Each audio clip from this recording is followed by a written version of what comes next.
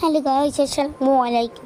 আমি এখন কী করবো ভাই? আমার মা বাবা মানে ওরা সবাই হচ্ছে নাটক দেখতেছে একটু পরে, একটু আগে। তো আমার বোন, আমার মা, আমার বাবা সবাই নাটক দেখতেছে ভাই।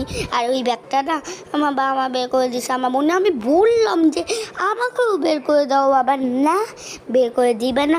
আমি রাগও করছি, সাথে সাথে আবার ঠিক হয়ে গেছে। আর জানি না আমি চেতে বেলে করতে গিয়েছিলাম, আমি না হতে ফোন দেখছিলাম, তারপর নিয়ে নিছে আমার বড় বোন। তারপরে মা দূরে করে দিছে, আমি ঠিক হয়ে গিয়েছি।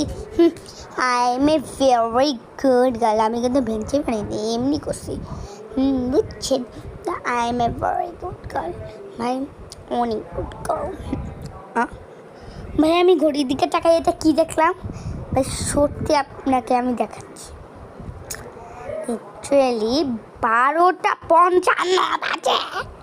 12:55 বাজে ভাই, অনেক রাত হয়ে গেছে। একটু পরে ঘুমাইতে হবে।